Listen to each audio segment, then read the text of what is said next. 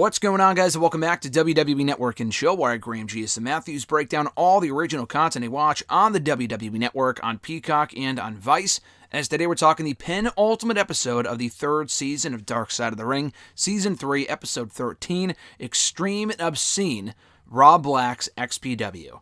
I had no idea what the fuck this was going to be about until I saw the commercial for it. I mean, you could probably tell from the title of this episode, but I had no prior knowledge of XPW prior to the commercial airing for this episode on last week's episode, so I kind of had an idea of what to expect, but it's still far, I don't want to say exceeded my expectations, because I don't want to say, oh, this was a great episode. Like, not that I wouldn't recommend watching it. It was informative. Like a lot of the other episodes, I feel like the third season has kind of lacked, at least this half of it. I didn't really care for the FMW episode. I really did not care for this one. Some of the stories were interesting, specifically having to do with Messiah and Rob Black's wife, whose name escapes me right now, Lizzie Borden. We'll talk about that a little later on, in the fucking thumb thing, which was wild. Everything else with the combination of porn and wrestling, just a very weird mashup of two passions that Rob Black apparently had. Just a fucked up, weird dude. So we'll talk about that, but definitely not my favorite episode from the season. It was interesting, but I feel like they're kind of getting into a crutch of focusing on promotions here on the show. I guess it was worthy of the Dark Side of the Ring, of being on the show. It wasn't completely random. But I feel like we've already had a lot of extreme-oriented episodes so far this season. Between this and FMW, the Nick Gage shit. If you like the hardcore wrestling, maybe this episode is more for you than it was for me. I mean, then you incorporate the porn shit. It was just fucking stupid. But let's get right into it. Obviously, the guy that was heading this entire thing, as mentioned in the title of the episode, was Rob Black. Apparently someone that was very well known and famous within the adult entertainment industry, so to speak. We hear a lot from a woman named Jessica Darling, who was previously a porn star and became a valet in this promotion called XPW. I guess she talks about how Rob Black was involved in the porn industry his entire life. And you hear that and it's like, okay, was he involved with it as a kid? Probably not, hopefully not. When I hear whole life, I'm thinking, okay, probably since he was old enough to be involved with the adult entertainment industry, that would make sense. But we hear that he started dating Lizzie Borden, a woman named Lizzie Borden, I guess another fellow porn star in the industry. They must have met on the set of a shoot or something, and they started dating from that point forward. And so they start dating, Rob Black and Lizzie Borden. And I guess she stopped doing the porn stuff because, I guess he wanted her to, and he wasn't comfortable with that. So she started doing she was still involved in the adult entertainment industry, but she wasn't in front of the camera. More so, she was behind the camera, from what I can understand. So I guess they ended up getting partnered up with Paul Heyman upon the inception of XPW. They partnered up with Paul Heyman's ECW in the early 2000s, like around 2000 or so, because Paul Heyman really wanted to bring ECW over to the West Coast. Rob Black and XPW were very popular, kind of starting up in the West Coast. So Heyman's idea, his whole benefit to this, was that he would be getting more exposure in the West Coast and running more shows over there. Once he realized that he didn't need Black anymore, he kind of cut ties. We hear a lot from David Marquez, who was previously involved with the NWA. I think he's still involved with the Championship Wrestling from Hollywood promotion, among other stuff. I guess he was a commentator or a producer or both for XPW, so he's been around a long time. But he kind of tells this whole story that Heyman needed Black for XPW with ECW to get that West Coast exposure. Once he realized he didn't need Black anymore, they cut ties. And Black did XPW in spite of ECW. That's why they did a lot of the extreme shit, because that's what ECW was doing. And they wanted to kind of like say, oh, fuck Heyman, we're going to do it better than you. We hear a lot from a guy named Joey Muniz, I think. It's M-U-N-O-Z. Joey, I forgot what his name was for the promotion, but he wrestled a lot for them. He's very animated here on this episode. Darlin was told by Rob Black himself that she would be a valet. Basically, I guess, according to her, she was told by Black, all right, we're doing a wrestling promotion. It's going to be in association with my porn stuff, and you're going to be a valet for us. So that's your new role for me. I guess she wasn't even asked. She was told by Black what she would be doing going forward. We also hear from Sylvia Muniz, again, M-U-N-O-Z. Very obviously, she and Joey are married. I don't know if they established that early on in the episode. We find out they were dating or married coming out of the XPW experience. I mean, it's pretty obvious they're married if they have the same last name here, and it's not a very common last name. So I don't know if they established that when they first introduced her here on this episode. But she recalls everyone being naked backstage, and I don't know if she was one of the people involved in the adult entertainment industry or just the wrestling side of it. I'm not sure. But it was a very weird experience being backstage. Everyone was naked. Like, she recalled having a conversation with someone just casually, and the guy's trying to get himself off or keep himself hard because he had a scene coming up after that. Because I guess a lot of the porn scenes that were basically funding this promotion where this guy was making his money were being filmed backstage while the shows were going on. So you had wrestling outside in the arena, and then backstage in the arena, you had this porn shit going on. So it was a very weird environment, to say the least. We hear from a gentleman named Mike Hartsfield, who was the live event producer for XPW, and how, like, a typical day for him was, like, from 9 to 5, but he would spend endless hours there even well after the shows were over, doing work for them, working overtime, all this other stuff. Marquez talked about having to edit porn as part of his job, but it just came with a job description, apparently, so he was asked and had to do that. We hear from a guy a lot named William Welch, and he wrestled as the Messiah for XPW. He's kind of like the cornerstone of this whole thing. And I guess Rob Black wanted to call him Jesus because he put his hands up in front of his face for a chair shot, or he didn't, or whatever. He put his hands out. And Black was all animated and excited, thinking that he looked like Jesus in doing that. And he's thinking, no, that's a dumb name. So they came up with 2 other names for him that he had to choose from. Not Jesus, but the Messiah or the Savior. And he said, well, both names suck. I really don't care which one it is, so they went with Messiah.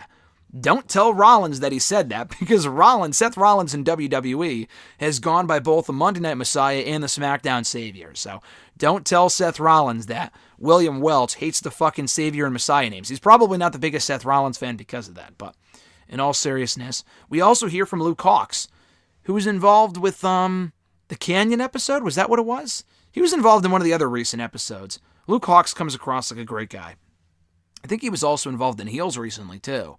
But anyway, so he wrestled for them. I forgot what his name in that promotion was, but he wrestled for them.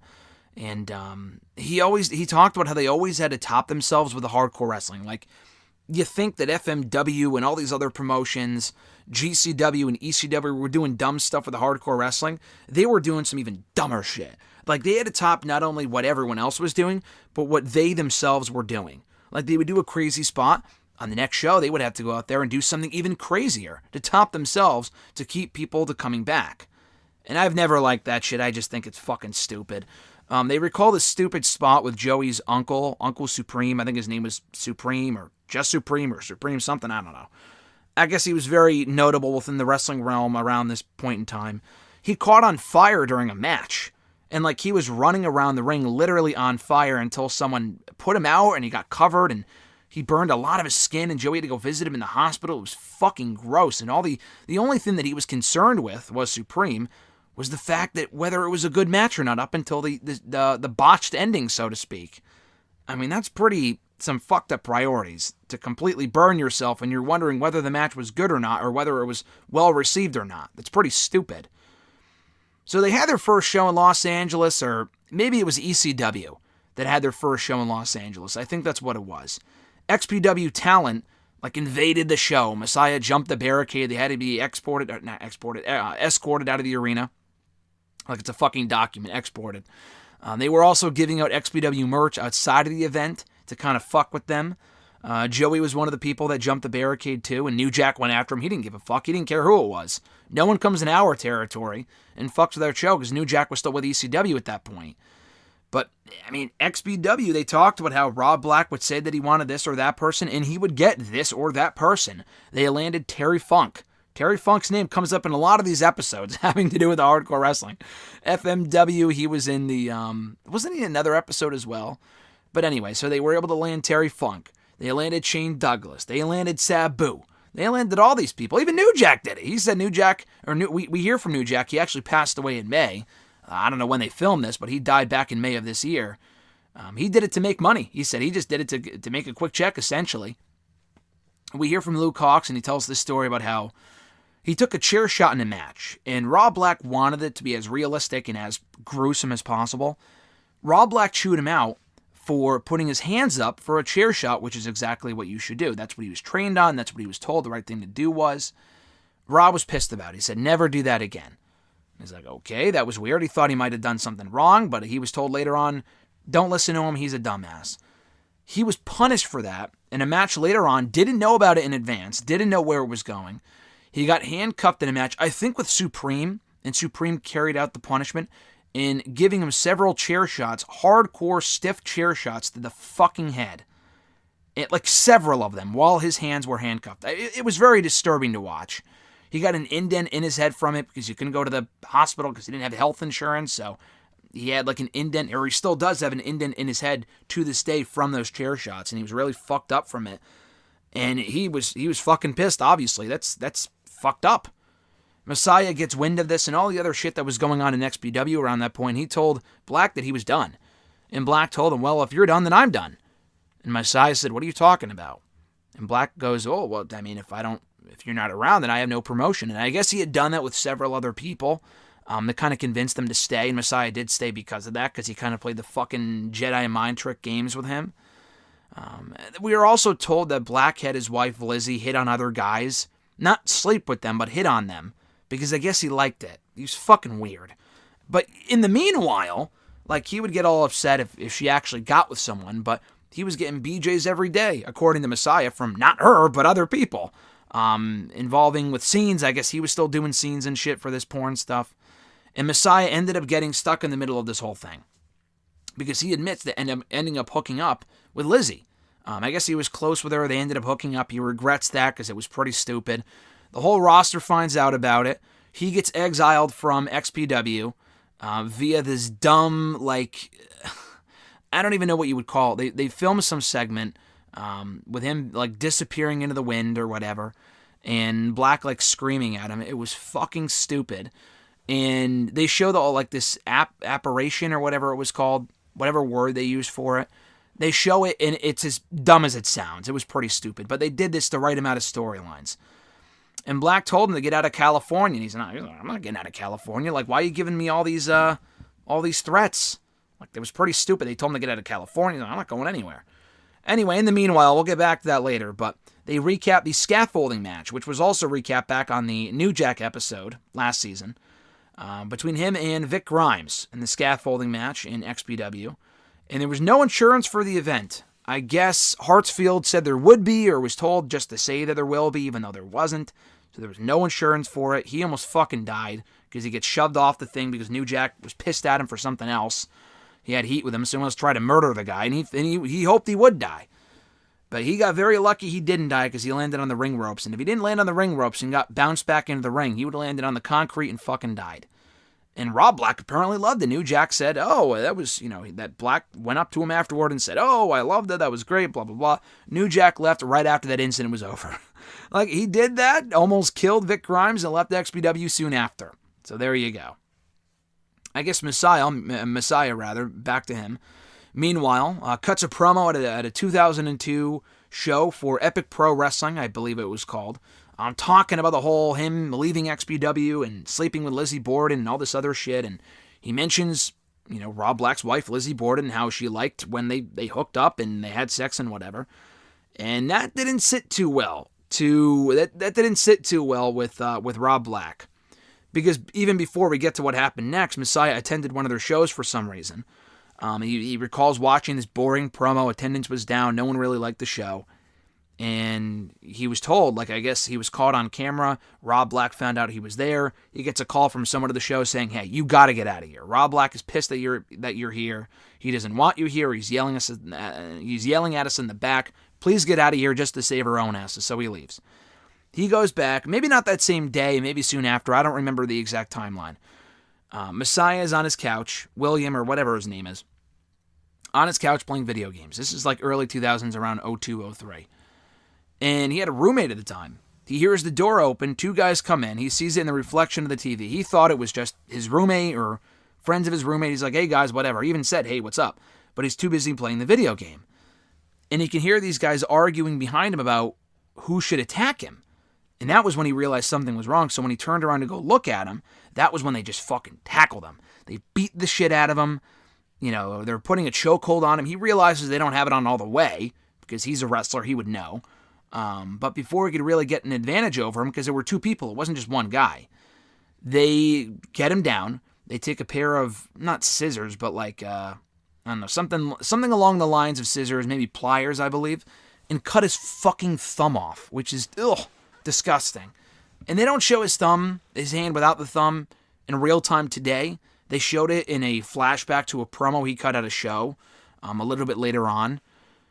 They try to cut off his other thumb too, but he held it in a fist, and they just couldn't get it.